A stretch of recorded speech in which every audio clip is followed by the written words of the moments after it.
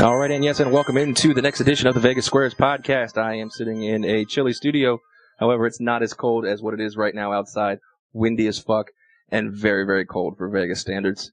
And I am sitting here in the studio, as always, with Anthony. Anthony, what's up, brother? Not much. How's it going? I am hanging in there, like I said. I got a sweater on, and it's not doing enough. Probably shorts were a bad idea, but we have a special guest. Shorts never bad. Yeah, that's true. We have a special guest in studio with us.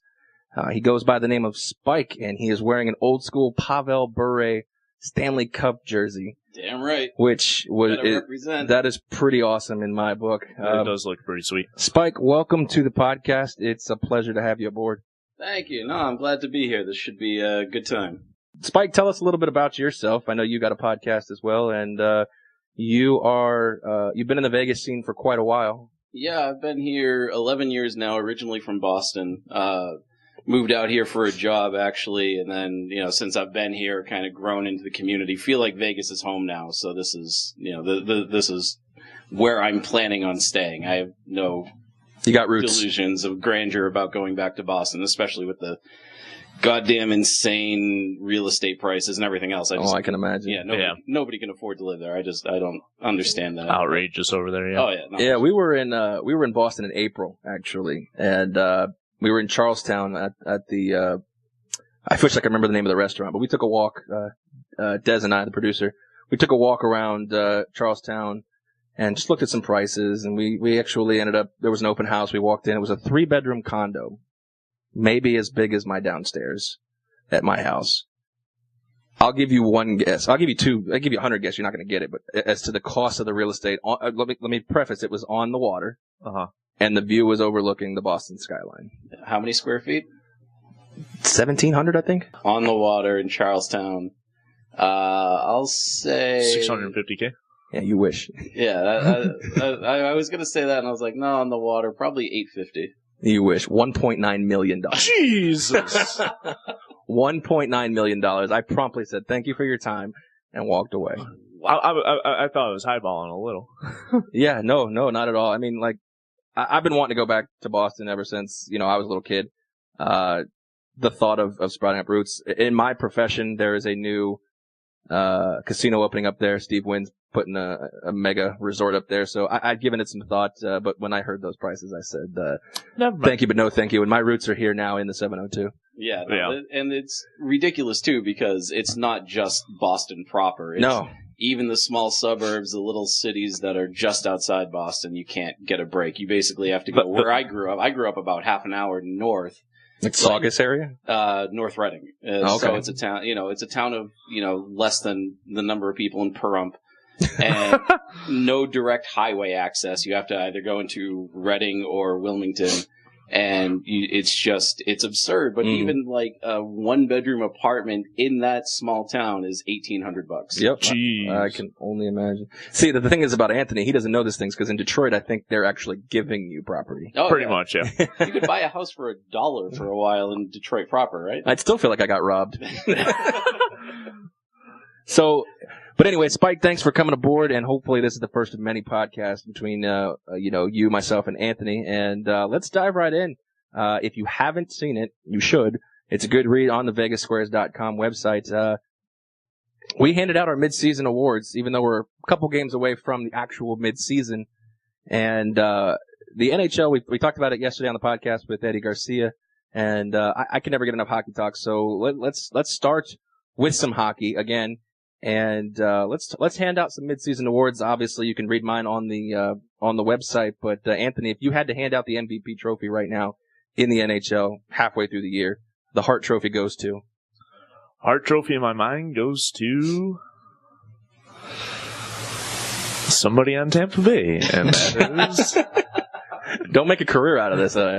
We should start calling you Token. We've called you Token for the last 2 years, but for whatever reason on this show, I don't call you Token. I think that might have to stick. I think we get Casey back on your token again. So. Okay. Anyways, so yeah, I think so. Kucherov is he's an easy choice. You're reaching for low hanging fruit right there. Yeah. But it's not like you're not wrong. No. I mean, Kucherov's always a good choice, as well as Stamkos. Hedman's always in that talk as well. But Kucherov, in my mind, is a very strong candidate at this point for the Hart Trophy. Spike, who gets your Hart Trophy? Probably Laine. As much as I like Kucherov and Stamkos and, basically anybody on Tampa Bay would be fine without any of those guys. But I think Winnipeg falls apart completely without Patrick Laine in the lineup, especially with his power play goals. Yeah, and he's got 10. He's leading the league in power play goals, which is unreal.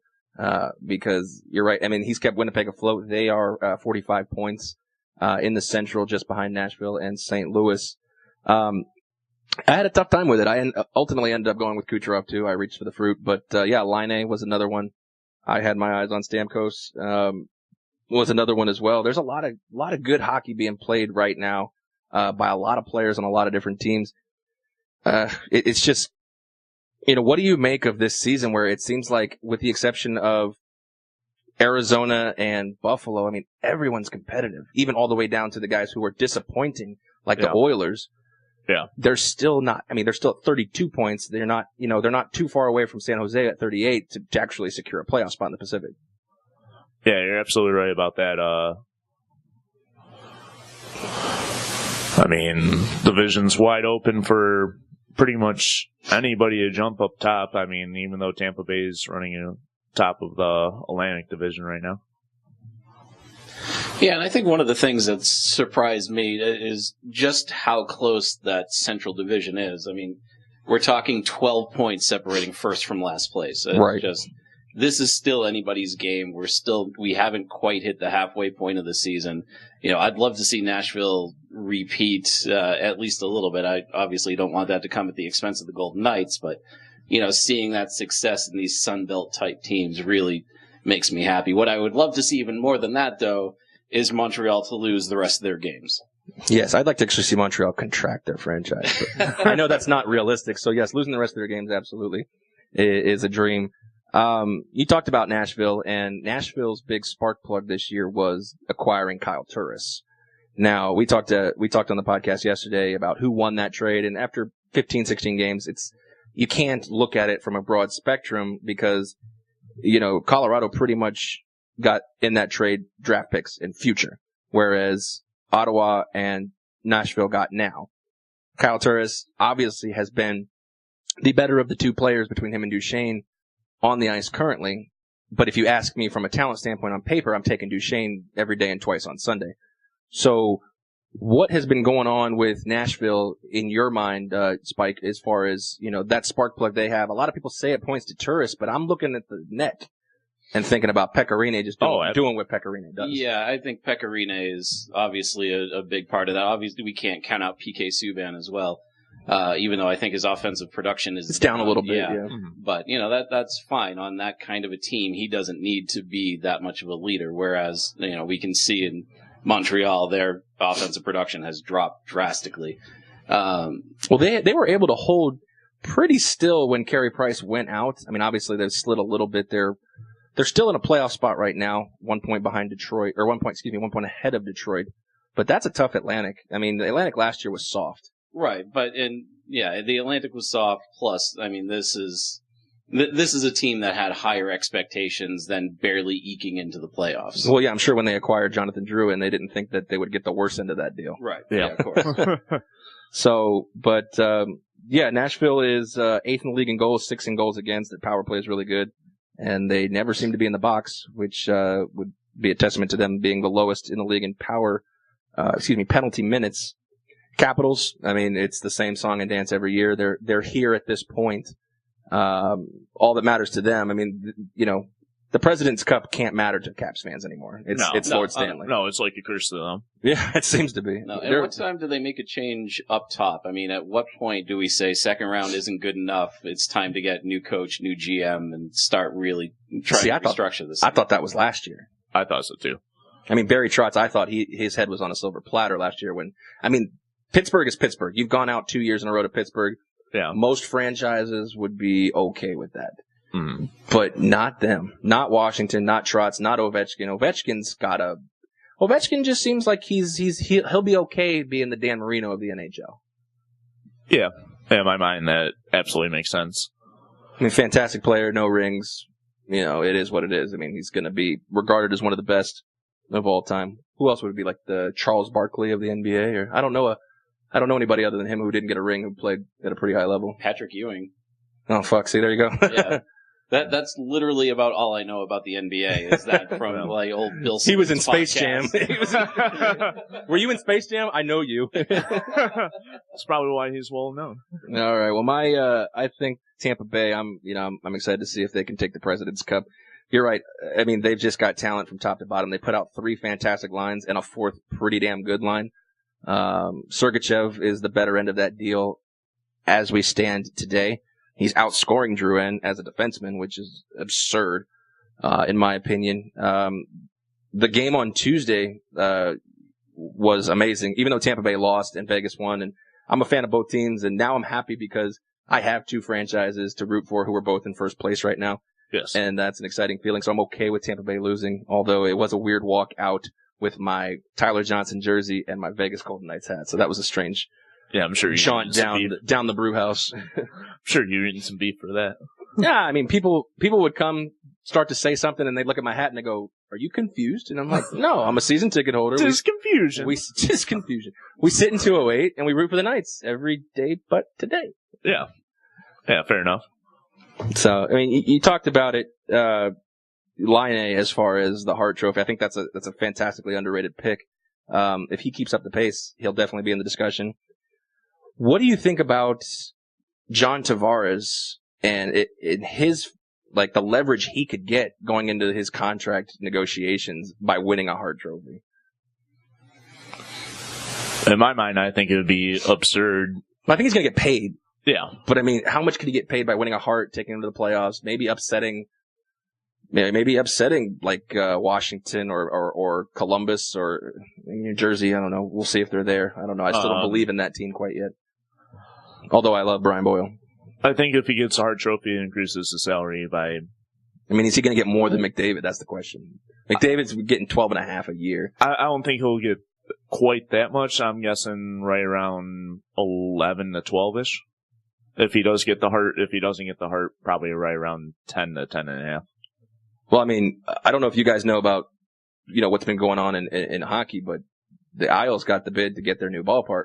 Yes. In their new arena in Belmont. Yeah, yes, I saw that. So I think re-signing Tavares for this sole purpose of having that face of the franchise when you move back onto Long Island. Because when I was a kid, my grandmother lived on Long Island. We went to Nassau Coliseum, and that was a dump. But this one's not going to be. I mean, this one's going to be a beautiful Belmont Park, and they can finally get out of that Barclays Center, which was never built for them anyways. Spike, you're a Boston guy, and the Bruins. When I wrote this article, I really wanted to put Brad Marchand in there, and every year he just seems like he's that sneaky underrated. You expect him to do it, but I mean, what are your thoughts on Marchand as far as maybe a Hart candidate? Yeah, I think my problem is that I don't think that he's actually the most valuable player on that line. I would still give it to Bergeron over Marchand. But you're right. I mean, Marchand's a phenomenal player, really came into his own, especially in the 2011 playoffs when they had that Stanley Cup run. Being able to watch him grow into more than just a pest, but actual all-around good offensive and defensive player at the forward position. I think you could make a case for it, especially just by the numbers. But I think once you put in intangibles, then it's got to go to Bergeron over Marchand just from that team. And then, you start talking about the Kucherovs and the... Yeah. I mean, you talk about Pasternak even on that team as well. He's been great. Oh, yeah. No, he's been phenomenal, especially since he got paid. So, now he's like, oh, okay, now I can relax a little bit and play my game. Yeah. That's an interesting thing because now you get Backes back and they're getting healthy and getting strong again, and they're already in playoff contention right now, almost halfway. I mean, they actually only played 32 games. So they've got a lot of games in hand against the rest of the teams behind them, including your Detroit Red Wings. Which, I mean, do we even go down that road at this No. point. I mean, No, it's a rebuild. It's a rebuild. It's a rebuild, but they're 1 point out of the wild card. Am I wrong? Am I wrong about that? No, I am. No. I am wrong about that. Excuse me. Yes, They're 4 points behind. yeah, them. 4 points, which is not terrible at this stage. I mean, I'm actually surprised that they're that close to it right now. yeah. I mean, well, look at the dumpster fires behind them. I mean, you got Florida, Ottawa, Buffalo. Why is Ottawa bad? We can't gloss over this. Why is a team that competed for the Eastern Conference? They were one Championship goal away from the Stanley Cup. Yeah. Final. Like, how are they near the basement of the Atlantic? I feel like it's one of those unsolved mysteries. It's a very strange. It's almost to the extent of, okay, obviously they didn't make the Stanley Cup Finals, but it almost reminds me of the 28-3 Super Bowl. They got so close. They had a chance to knock off their Super Bowl, quote unquote, and they just that I feel like that goal just deflated the franchise. Couple that with Melnick, Eugene Melnick talking about moving the franchise and cutting payroll.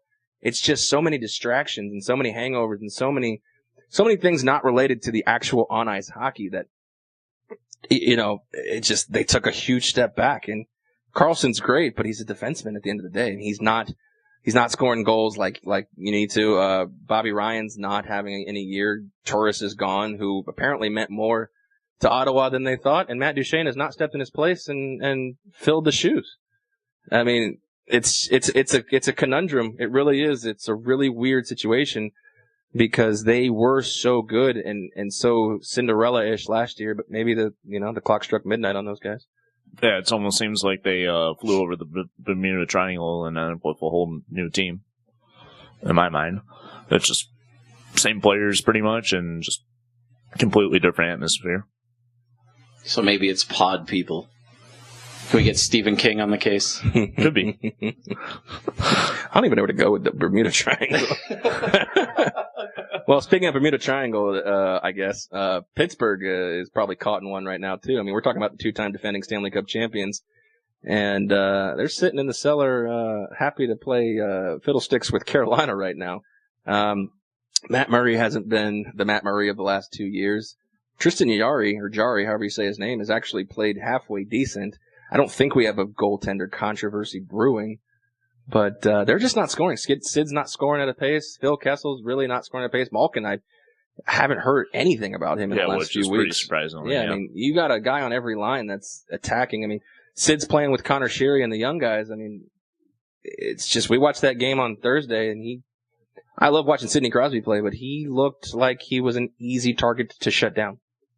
Oh, yeah. I mean, he had 0 shots against the Knights in that game. And you're right. I mean, I haven't heard anything out of Kessel. The only thing I've heard out of Malkin are rumors that he might end up on the Knights at the end of the year. That'd be pretty sweet. That'd be awesome, yeah. Yeah. I mean, Pittsburgh's saying that, rumors are flying that Pittsburgh is saying that they would rather be sellers than buyers come trade deadline, and to repair him with James Neal and Marc-Andre Fleury, and see what those David guys Perron, can do. it'd be a neat. I think England was a Penguin too, if I'm not mistaken. Yeah, he was. He was on the Flames when he was drafted in the expansion draft, but yeah, back in the day he was on Pittsburgh. Yeah, he might be one I don't see here next year in England. But let's move on. I gave the Vezina to Pecorine over Vasilevsky and Braden Holtby at this juncture, which was tough for me to do because Vasilevsky's been pretty lights out. I think the more valuable player or the more valuable goalie to their team out of the three has been Pecorine in my mind. So I turn that over to you, Anthony. I'll start with you. Who would take the Vezina at this stage? I'm looking towards Crawford, actually. Yeah, Crawford was another one. He's top 2 in goals against average and save percentage. Pretty strong stats. Yeah. Yeah, I mean, the wins aren't coming for Chicago. I mean, that's going to be tough for them. Yeah, they've been losing a lot of close games in my mind. Yeah, and it's not because of Crawford, but I think it's a collective. They're not very good on the road. 7-6-3 away from the United Center. So I think that's going to hurt him if they continue to be pretty bad on the road. But Crawford is definitely one of the a Vezina candidate if they can get their offense jump started for him in front of them. Yes. So, Spike, who would get your Vezina trophy at this point? At this point, probably Vasilevsky. I still, I like seeing Goalie Bob in Columbus and see what he can do every year. Goalie Bob, I never heard that before. Oh, yeah? Yeah. No. If they can make a deep run, then I'd like to see him at least get some mention for it. But yeah, I think it's Vasilevsky's to lose right now. Well, didn't he win it last year, if I'm not mistaken? Bobrovsky? I have to get the crack research staff on that, but I know he was definitely a candidate. He was actually an MVP candidate last year, if I'm not mistaken. But we'll have to get the crack research staff on that to check it out. But you're right, Vasilevsky. What is he? He's 21-5-1 with a .933 save percentage, 218 goals against, and he's got 3 shutouts. And he is far and away a clear advantage or an edge over his backup, Peter Budaj. Oh yeah. So I think that also gets taken into account as to how valuable you are to your team. But like you said, you take one of those guys off of Tampa, the chain keeps rolling. I mean, you take Stamkos off of, off Tampa, they're maybe not the favorite, but they're still a cup contender. You take Kucherov, you still look at the same thing. I think Vasilevsky is the same cog in the wheel as far as the number of guys around, but he has definitely, been key to them being, in the position they're at 24-7-2 with 50 points leading the NHL. It's taking forever to load. Our crack research staff is probably on crack. Anyways, we'll get back to that. Braden Holtby's still top flight goalie. His save percentage is down a little bit, but my pick was Pekka Rinne. Let's talk about the Rooks. And the 3 I had were Sergachev from Tampa, Barzal from New York, and Brock. I don't know how to say this name. Is it Bozer or Bezer? I think it's Bozer. Bozer? All right, we're going to go with Brock Bozer. 5th in the league in goals. He's the guy I went with for the Calder. He's got 32 points, which for the Calder trophy, when you hit 30 as a rookie, that's when you're kind of on the radar, especially halfway through. Because we're not in Wayne Gretzky era anymore. 60 points for a rookie is fantastic. Oh yeah, absolutely. So, I mean, he gives Vancouver life, he and Bo Horvat. Obviously Horvat's on the sidelines right now, but he gives them life into what's pretty much a lifeless season for Vancouver right now.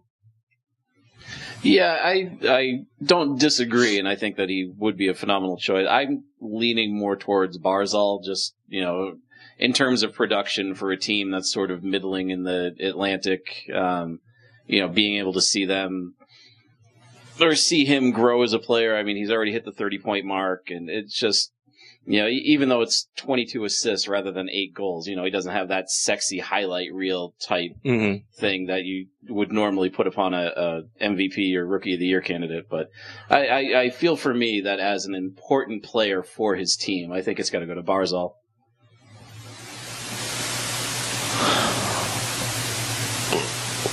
Research on the Vezina, Bobrovsky won it last year. That's what I thought. Okay. Yeah. Okay. Yeah, I remember he was an MVP candidate. I thought he won the Vezina. So yeah, I took Bezer or Bozer. Spike went with Barzal. Who would you give your Calder trophy to at this point, halfway in the year? What about those guys on New Jersey, Butcher and Hischier? I mean, they haven't collectively been light the world on fire, but they've been steady. Yeah, I haven't paid enough attention to New Jersey to really know what's going on over there. I try to ignore them because I feel like they're either Devils fans or they're Sopranos wannabes, so I just ignore the entire state. Well, I usually would share that sentiment with you. However, I got a soft spot for Brian Boyle, being that he was on the Lightning and, his battle with leukemia. So I kind of keep an eye on them. And then when, Henrique got traded and Vatanen went over there. So they've been doing some interesting things. They're only 2 points out of the Metro against Washington. So fair enough. If no one pays attention to New Jersey, that's okay. I mean, it is the armpit of America. So we're okay with that. But I need a Calder token. Pulling it up. As long as you're not pulling it out. God, did I say the Islanders were in the Atlantic and not the Met? You did. I was going to call you. I was going to call you out on that, but I was going to be like, well, but you know what? That goes back to what we were talking about. Just fucking make it 2 conferences. At this point, I can't keep track. Columbus is in the Metropolitan. Well, that makes no sense. I don't know how. I mean, if the Metropolitan's supposed to be metropolitan areas, or is that like a metropolitan like the Northeast? I mean, you take Columbus and Carolina out, and realistically, Boston and Boston, Toronto, or Montreal should really be in the Metropolitan. I just feel like maybe competition-wise, that would be a fucking hard division. Oh, yeah. If you had Boston, Toronto, Montreal, Pittsburgh, Philly, Islanders, Rangers, Devils, and Capitals, that would be just the group of death. So maybe that's why they did it. But, I mean, Carolina's not in the Metropolitan. Don't let them play. They're in Raleigh, North Carolina. Right, but I mean, that's the thing. Like, I would picture Raleigh, North Carolina, and I've never been there, but I would picture that to be closer to the ocean than Buffalo or Toronto. I mean, those are, probably 4 or 5 hours to a coast. Yeah, I don't know if Buffalo knows what an ocean is. Yeah, they have, one of the Great Lakes up there, and that's about as close as they're going to get to an ocean. This isn't the Lakes division, it's the Atlantic division. They have Lake Ontario up there. All right, you're on the clock, man. Let's get a Calder Trophy. Give one out. Just give it to freaking, I don't know, Martin Firk, you freak. You want to. How about Brandon Leipzig? Brandon? Is he a rookie? I don't know. He played a few games for Give Toronto. it to Shipachyov, fucker. Yeah. Just give it to Shipachyov. Just give it to Vadim Shipachyov. We'll call it. We're moving on. I give up. Let's look at the Norris. I went with my candidates right now is Drew Doughty of the Kings, who seems to be penciled on that list every year. Hedman from the Lightning, same story. And John Klingberg from Dallas. And I looked at John Klingberg because I liken him right now at this stage to Brent Burns. Is Brent Burns the best defenseman in the NHL? No. But he was the best offensive defenseman in the NHL, and points matter. And right now, Klingberg's leading all defensemen in points with 28. He's leading his team in time on ice with 23 minutes. So I put him in the conversation, but ultimately I went with Victor Hedman. Yeah, I think I would take Hedman too. Just I have a soft spot for guys that wear number 77 just because I grew up a Ray Bourque fan. So okay, that's a fair. That's you're not going to sway me off that. I wonder if Vic grew up a Ray Bourque fan. We'll have to get him on the podcast. So Victor Hedman, if you are listening, please talk to us. I'm sure he's listening with bated breath to see if his name was mentioned. Yes, exactly. He's like, who talk about me? That's not Swedish, is it? No, that sounds Herpy derpy derpy, who's talking about? And that's not Swedish. I'm trying to do the Muppet Chef. He was Swedish, right?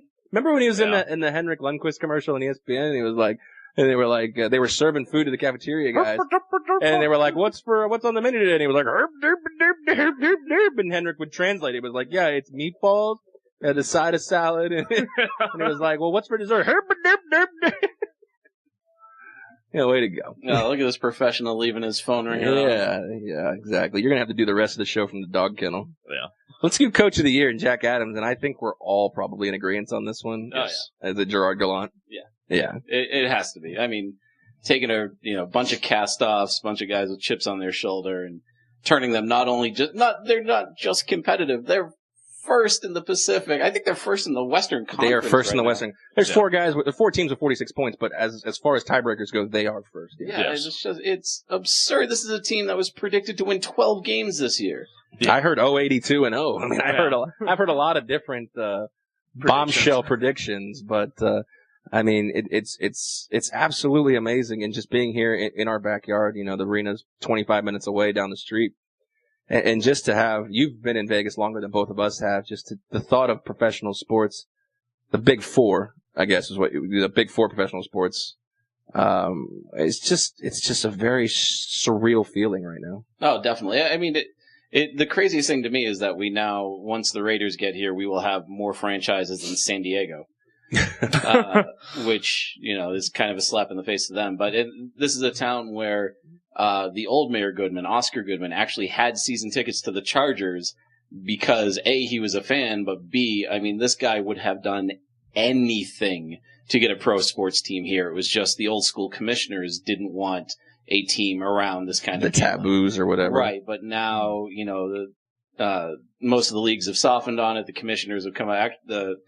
Oh my God, I'm blanking on his name, but the commissioner of Major League Baseball has said that. Manfred? Yeah, that Vegas is not just viable, but probably a very good spot to put a new team. Well, based on the recent events in the Major League Baseball, welcome to the Las Vegas Marlins. Welcome, Las Vegas Marlins, or it's something like that. I'm pretty sure they'd have to change the name to be slightly more Vegas oriented, but yeah, no, you're probably right, and we've got the arena for the Sand NBA Devils or too. something like that. Yeah. Sand Devil. Oh, I'll take that. The Las Vegas. I think what is the WNBA team? The Las Vegas Lights? No, Aces, right? Aces, yeah. Aces. See, that would have yeah. been a good team that would have been a good name for baseball. Yes. Yeah. Especially since, you have pitchers who are aces, and that would have been a good one. Fuck the WNBA. They always fuck shit up. Yep. God damn it. Why are they still a thing? No offense, ladies, but why are you still a thing? Anyways, back on the hockey kick, we all agree with Gerard Gallant taking it, and you're right, just the atmosphere and every single coach and players have said, they've come in here and they say, the problem I have, and I'll table that, the coaches and players, the problem I have is, I see on Twitter or I see away fans at the game, and as they come in and they're like, yeah, we're gonna kick your ass, blah, blah, blah, you're an expansion franchise, and then when they get their ass kicked, they're like, well, the rules were set up so that you guys could be good, and I'm like, dude, you can't have it both ways. Yeah. Pick a lane, bro. It's just, that one's the one that drives me nuts. It's like, are we supposed to be, are we supposed to be bad? You're going to kick our ass, or are we supposed to, or now we cheated, or, whatever. Don't get me wrong. George McPhee has done a wonderful job, and I don't think even he, Foley, or Gallant could have expected what we've seen, especially when Fleury went down, because, I thought when Fleury went down for at what time, at that period was an indefinite amount of time because nobody knew anything. We were getting no information. I really thought I'd see the attendance drop dramatically, and it didn't. No, I'm surprised it didn't at all. It was still 90% capacity plus every game, and the chain smoking lady that sits behind me and smells like dog shit every game. She was there every game. She smells terrible, guys. I'm not kidding. We need to start a movement or a Twitter hashtag or a text your section, and I just need a text, but this lady fucking smells terrible, and I'm pissed, and I want a refund, or I want to be moved. It's terrible. Or have her be moved. Yeah, I'd prefer to upgrade, not gonna lie. I am in the second to last row of T-Mobile Arena. Yeah. Yeah, well, It's still a good seat. If she's that old and she chain smokes, then she'll be dead in maybe a year. She'll be dead by maybe next two. year. So, yeah, you'll be all right. Well, speaking of, you're a season ticket member as well, right? I am, yes. Where are you at? I'm in section 221, row 4. So I'm basically on the blue line where the Knights shoot twice. Right on. Nice. And we're 4th row back. Yeah, somehow I managed to convince my wife that this was a good investment. Now she loves these games. She cannot get enough. She actually, as we were leaving the Pittsburgh game, she said that going to Knights games is her favorite thing in the world. Absolutely. Wow. And I And was super happy. my girlfriend shares the same sentiment. She's, she got introduced to Lightning hockey 3 years ago, and it's just taken off. And if you can get you a girl that likes sports, you can get away with a lot of shit. Chicks in hockey jerseys is about the best thing on the planet. Mm-hmm. Chicks in front of you with hockey jerseys on the floor next to you is even better, though. Yeah, there you go. All right. So, sorry, where were we? I have no idea. I was changing my vote for the Vezina to Maxime Legacy. There you go. Nice. Nice. Can an AHL guy win it? Why not? He's got most road wins in Golden Knights history. That's true. And I think he has the most games played still in Golden Knights history. I think so. Yeah, I think that doesn't change for another week with Fleury. Fleury. Yeah. So, or Flower, however you want to call him. I call him Fleury because Flower's weird. I get it, what it means, the translation, but when they're like, Flower! When grown men are saying, Flower! I'm like, bro, grown men should not utter the word flower to another man. I understand, especially in the tone like that. I understand it's his name, but it's got to stop. Yeah. But so it's just, I don't know. It's been an amazing atmosphere. I know you, like you said, you're a season ticket holder. We got to re-up soon, and that's going to be an interesting decision because I'd like to upgrade my seats, but I guess I have to wait until everybody either confirms for a new season or denies. Right. So are you thinking about upgrading yourself? Possibly. Maybe just getting more centered, but I don't know that we would want to go down to the lower bowl. My wife's company has tickets down there. We went to the Dallas game, and we were 7 rows back, right behind the penalty boxes. I felt like I was doing calisthenics because I kept having to shift back and forth in my seat trying to follow the action. Whereas, when I'm up in the balcony, I can be lazy and just stay, focused without having just to move your eyes. Ice, you just move your eyes. You can see the whole ice that way. Yeah. So no, I'm happy with where we are. Maybe we'd get a little more centered, depending on price too, because I can imagine they're gonna increase. So, and I'm okay with that. I mean, that's fine. I get it, but don't price me out. Hear that, VGK? Don't price me out. Let's move on from hockey talk, which, like we said, we could do all day, so there'll be other podcasts for that. let's move into some football. And most notably, not Detroit Lions football, but New England Patriots football. And you're outweighed 2-1 here with Patriots fans. So Fair enough. we're going to go that direction. And there's a couple things, Spike wasn't on our last podcast with you and I. We talked about very briefly because I didn't really want to touch on it, with all when it's the relevant news story, whatever. Anyways, the Pat Steelers, the ending of that game obviously created a huge controversy. And Spike, I just wanted to get your take on, obviously we know which way you homer, but was that a catch? Well, I mean, I'm completely biased, but no, that was not a catch. And the thing is, when you read the actual rule, the way it's written, the way it reads, if you read that rule and then look at the catch, it's very clearly not a catch in this league.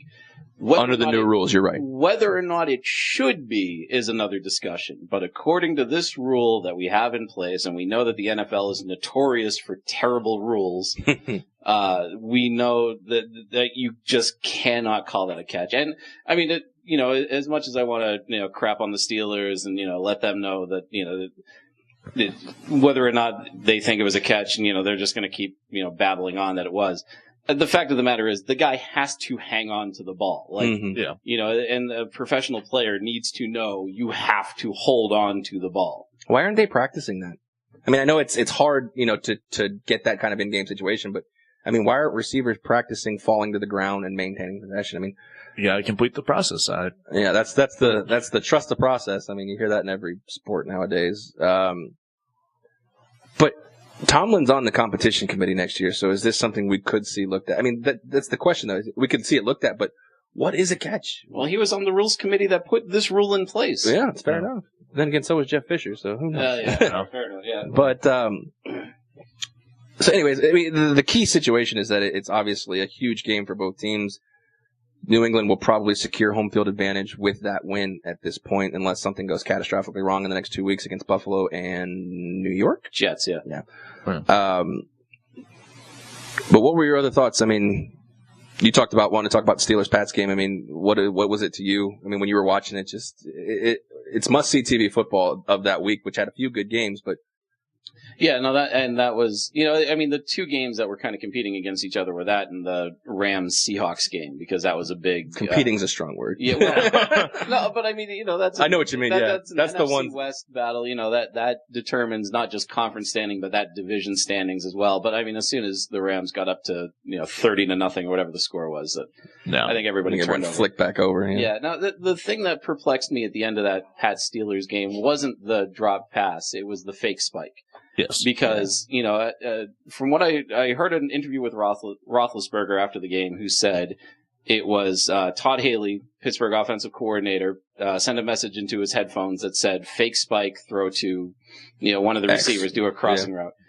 Roethlisberger gave a hand signal to just the one receiver, which is why you can only see one receiver actually running a route. Everybody else just kind of stands pat because they don't know what's going on. Mm-hmm. And, that kind of screwed them in two ways. Number one, that meant that the refs weren't paying attention because, it's a fake spike, so the refs...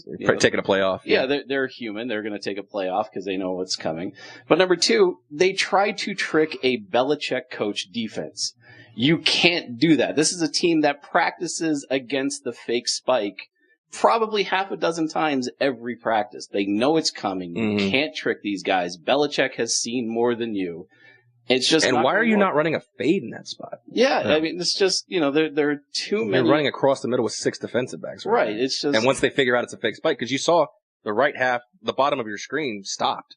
Yeah. Mm-hmm. And once they realized, like, oh, fuck, and then they got back and the one guy's running a route, you got 6 on 1. I mean, that wasn't the brightest of plays. And Ben said it. He's like, I thought it was a spike, and Todd said big spike. He had that shit-eating grin on his face, too. He was like, I'm about to throw Haley under the bus right now. It was a pretty bad throw as well. I mean, he was essentially at least double, if not triple covered. There were 5 guys in there. Yeah. Not including Harmon, who picked the ball off, who was standing farther away. It was an absurd play. And if you're going to run a fake spike, you have to run a fade. I mean, I'm not a coordinator, but you have to run a fade. It's either, was it Juju? I don't know who the receiver was. Juju gets it or no one. Pretty much, yes. And that being said, you overthrow the guy. You never throw it where anybody else can catch it in that situation. I think I just said that. Yeah. Yeah, you just need a 6'6" receiver with stickum on his gloves, and then you'll be all set. Then they can re-sign Plaxico Burress. Yeah. Let's stay on the Pats. And is there anything to this Alex Guerrero story? I mean, is there any real news? I mean, Brady's going to be the good soldier. Like, I'm sure that he's not happy that his guru or whatever he's calling this guy, I'm sure he's not happy that he's been denied all access from here on out. But he's not just Brady's. Brady is his main client. I mean, he's got Hightower as well, among others. Off the top of my head, I don't know. Yeah. But, Brady is let's face it. Brady's the golden goose. Brady's the only one that matters. I mean, this is a team Very that can true. trade Jamie Collins and Chandler Jones and then still go on and win I almost called it the Stanley Cup, the Super Bowl. There we go. That'd be a neat trick if they could win the Stanley Cup. Yeah, they probably could with Belichick coaching if he wanted to. Yeah. He's a hell of a lacrosse coach, too. We're on to Edmonton. Yeah, no, that entire family is just so oriented. His daughter's the head coach of Ohio State women's lacrosse, too. Nice. Like Guerrero or Belichick? Belichick. I didn't know that. Yeah, Belichick in his off season was actually for a while the assistant head coach of a local high school lacrosse team. That I did hear. Yeah, and actually I worked with people that had children at that school that played lacrosse, and they said it was surreal watching Belichick get yelled at for blowing a defensive scheme. Yeah, who sacks up and yells at Bill Belichick? Yeah, I'm sure Belichick just kind of grinned like, okay, yep, keep going. Yeah. So, what was it? The Guerrero story. Yeah. No, I Brady's going to man up and just say, yeah, what's best for the team and et cetera and so on. But I'm sure he's not happy about it. He'll grumble and he'll, kind of whine privately, but in public he'll put on the good face. All right. Well, let me ask a request from both of you to put your tinfoil hats on with me. And do we see this as the beginning of the end for Belichick and Brady? As far as is Belichick, like you said, never one to take shit from anybody and get rid of them and etc. But if Brady starts to tail off, can we check back in on this as one of the factors to Belichick actually trading Tom Brady? Not now, but maybe in 2 years. I mean, you got to think. Look, I love Brady. I love the Patriots, but you got to think this can't be sustainable over 3 more years. Yes. In my mind, I see it. Belichick's loyal to no one. Yes. He does what's best for the team and what's best for winning championships. And if I'm just asking you to put the tinfoil hat on for me. You don't have to believe it. I could lean towards the possibility of seeing that happening. Realistically, even. So.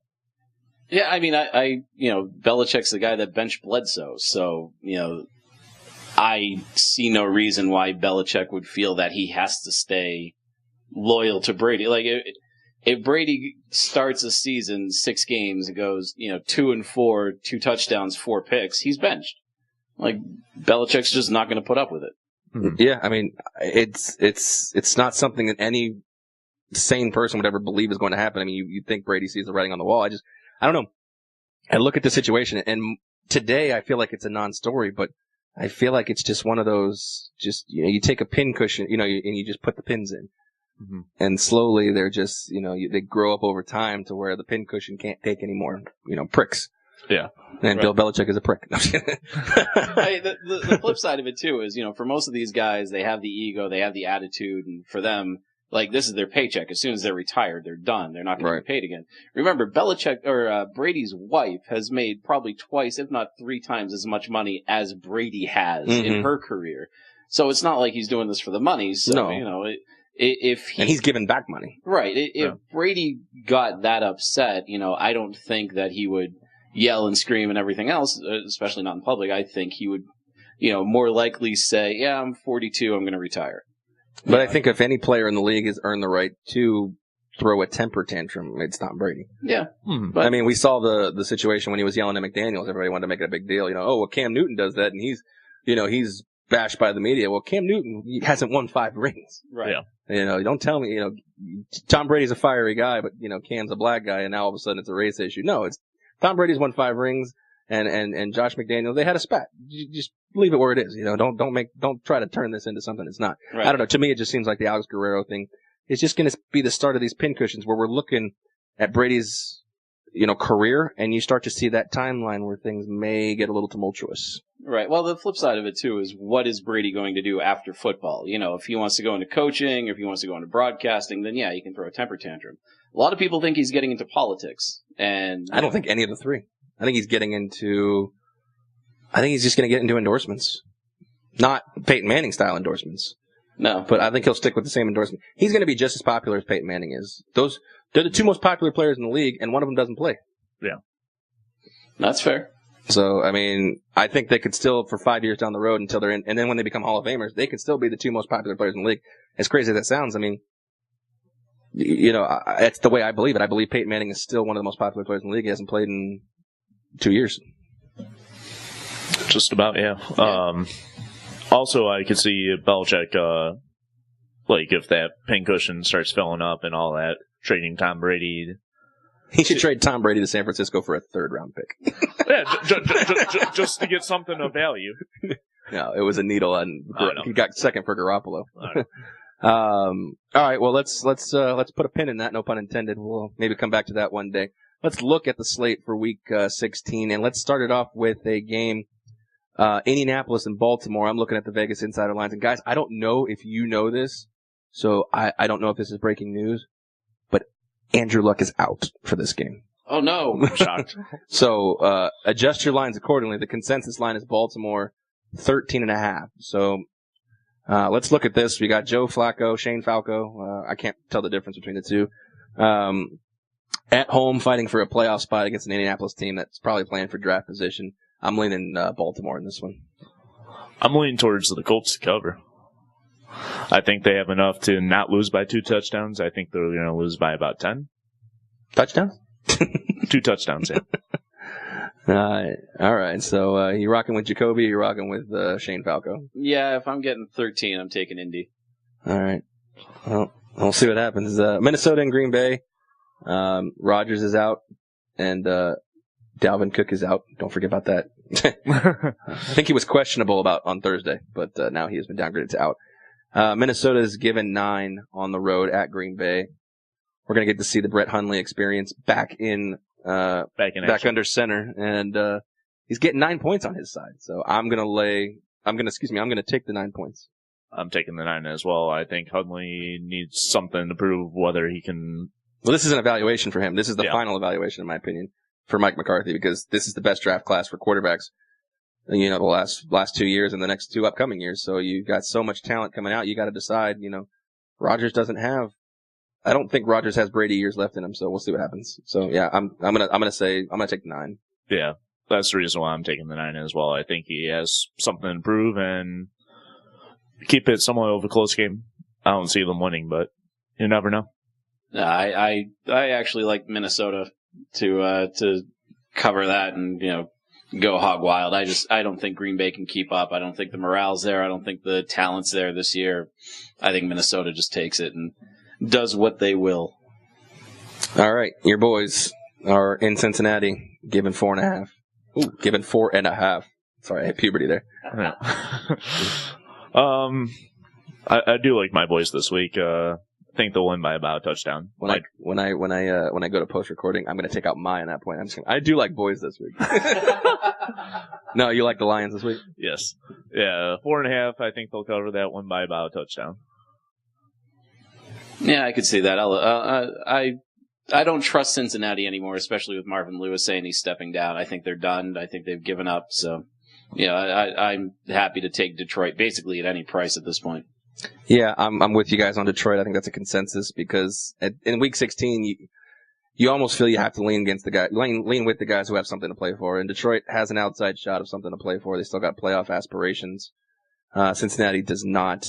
And I think Marvin Lewis isn't the only person that'll be out of Cincinnati at the end of this year. So, L.A. and New York, both teams, I believe, are eliminated. L.A. is laying a touchdown on the road. So both teams are eliminated? If I'm not mistaken, I believe L.A. No, Chargers are still alive. Chargers still alive? Yeah. I thought they Okay, well then I stand correct. The Chargers still have they need a lot of help if I'm not mistaken. They need some help, but I mean, if Baltimore loses one, they win out. They're in. Okay. Yeah, they're So they are still alive. So they have more of a chance than Detroit does right now. all right. Well, I'm still going to lean the Jets. I'm going to take the touchdown because I think they play hard, and Todd Bowles gets them to play hard. Chargers will win the game by 3 to 5 points. So give me the Jets. I actually like the Chargers in this one. I think they'll at least cover to push, if not win by 2 scores. Yeah, I don't trust the Jets to do anything right, so I'm taking the former San Diego team here. The team formerly known as San Diego Chargers. All right, we got L.A. and Tennessee. Both teams still have things to play for. L.A. is laying 6.5 in Nashville. I am going to take Tennessee. And I'm actually going to say that Tennessee wins this ball game. God damn it, you stole my line. I like Tennessee to cover. I think it will be a close game. My prediction is it's going to be within a field goal either way. I can see Tennessee having a chance at the end and somehow fucking that up. Or You mean they're going to have a field goal attempt to win the game by Ryan Suckup? My favorite name in the NFL. Not my favorite kicker name, but yeah, definitely up there on that list. Who's the best kicker name? Blewett. Yeah, but he's in college. Yeah, but that still counts. When he gets to the NFL, we can replace Suckup. He can go on in Minnesota. Yeah, that's true. Yeah. I mean, look, if we're going to root for a kicker, it has to be former Las Vegas loco Graham Gano. You want to know a small nugget of information? I went to college with Graham Gano. UCF? I did not know him. No, Florida State. Oh. Where are we at? Oh yeah, I took your upset special. Yeah. No, I had Tennessee. Take that for data. Line, yeah.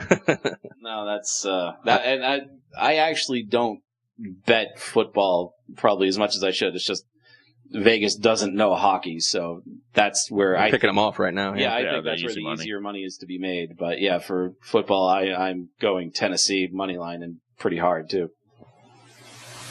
All right, so let's move on to just kidding. Tampa Bay and Carolina. Let's skip Cleveland and Chicago. Tampa Bay and Carolina. Carolina obviously has something to play for. Tampa Bay, however, does not. Carolina's double-digit favorite at home, 10 points. It's a tough one, but I'm going to lean Carolina just crushes them. Lean Tampa Bay in this one. I think they'll cover. I think they'll find a way to screw up at the end. And maybe seems to be the consensus with all your cover. Maybe even get backdoored at the end. So yeah, they did. What have I gotten myself into? Welcome to the shit show. I actually was going to name it that, but the domain was taken. So. Okay. Was it? No. Wouldn't be surprised with that one. Just put me for Tampa Bay and let's move on.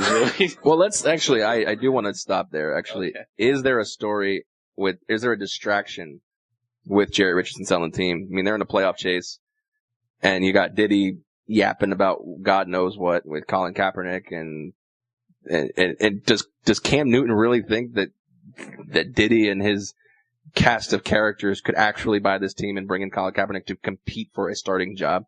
Does that create a distraction, especially when you're chasing the playoff? I'm sure it does. I don't know. I think Riverboat Ron Rivera's got them focused enough, especially on the task at hand, that I would hope that the Cam Newtons of the world can be professional enough to keep them going. Plus, they still have Luke Kuechly. I mean, this is not a team that's going to go down lightly. So, I don't think they get distracted. I still like Tampa Bay to plus the 10, but I think that Carolina's always going to be in the picture. But could you think about it? I mean, you have Cam Newton. Well, it's not sugarcoat. He's a black quarterback. And you have a new potential owner, which, let's face it, anybody with the right amount of pockets, the deepest pockets or the biggest friends can buy this franchise. And the first thing that comes out of Diddy's mouth is, I'm going to sign Colin Kaepernick to eliminate the injustice and let him compete for the starting job. Of all 32 franchises, that is the franchise with the least amount of injustice. You have a black starting quarterback already there. I don't know. If I'm Cam, that gets in my mind a little bit. And he's a well-rounded black quarterback as well. That's what I'm saying. He's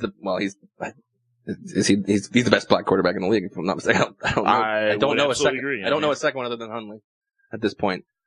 Yeah, well, famous Jameis, but that's... He could eat a W. Famous Jameis. He could eat a W. Let's call it what it is. But my point is that would kind of... I mean, it may seem like, a sketch comedy to us, but if Diddy gets enough investors or a group or, God forbid, Oprah, he could really pull this shit off. Yeah.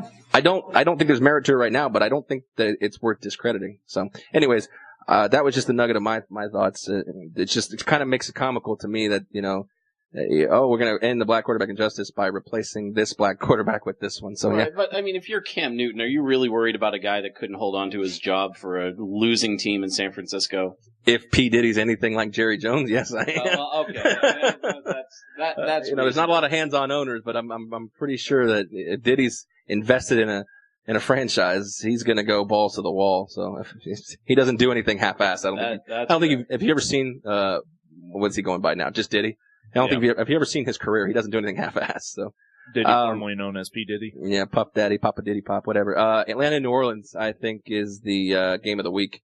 Yes. In my opinion, for what it represents to the South. New Orleans laying 5.5 on the road in the consensus for Vegas Insider. Give me the two-headed beast in that one. Yeah, I like New Orleans as well. I think Atlanta's just not. Yeah, I don't trust Atlanta, so take New Orleans all day. New Orleans should have beat them last time, so I think there's a revenge factor in this point. Oh, yeah. Is it me or is the South just playing each other in the last 5 weeks of the season?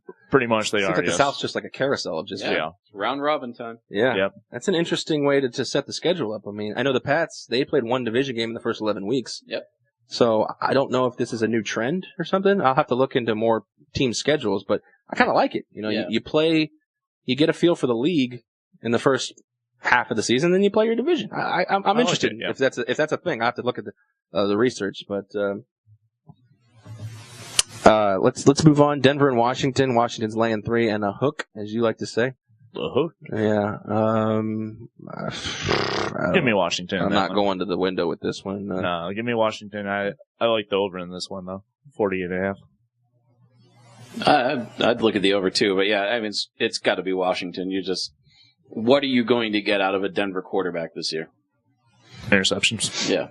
Yeah, I mean the pick $16 million. The pick sixes will help with the over. The over, but yeah, it's got to be Washington. Washington's defense might have more touchdowns than Washington's offense.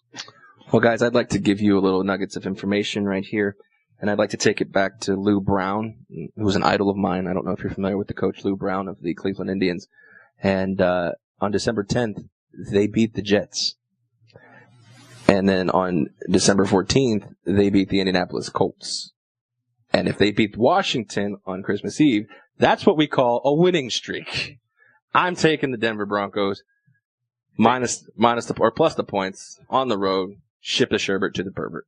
Taking the donkeys. Yeah. Miami and Kansas City. Kansas City's pretty much locked up the division. I think they'll win this game. 10.5 is the spread. It's a long number to lay, so I will pass, but gun to my head, I'll lay the points.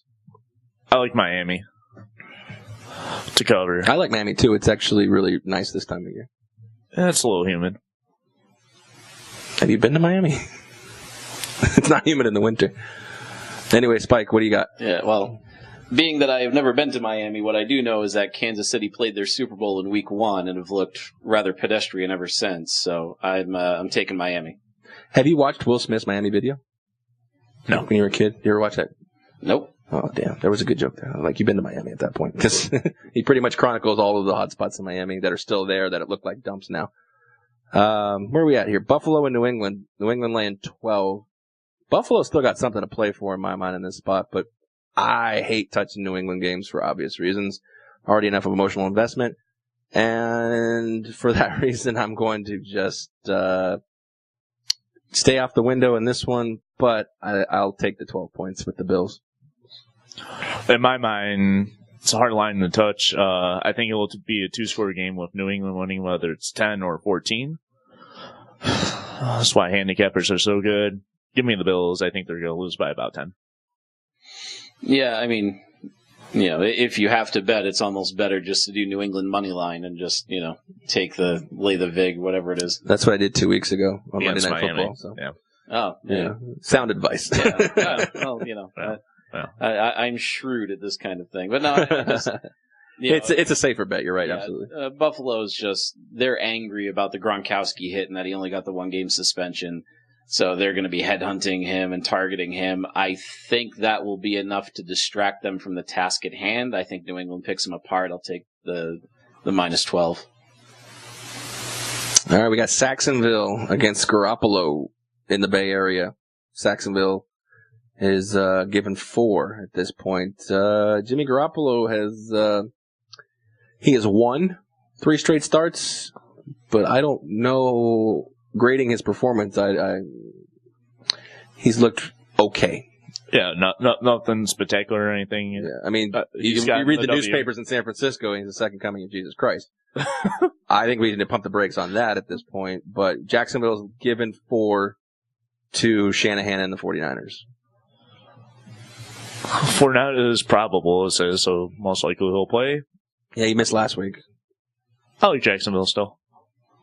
Yeah, Jacksonville. As much as I want to see the Patriots backups do well, I think this is too tough a matchup for Garoppolo, and I think he finally comes back down to earth. I'm going to take the 4. I'm going to take the 4. Garoppolo gets beat in the waning seconds. Jacksonville, Josh Lambo kicks a game-winning field goal on the road.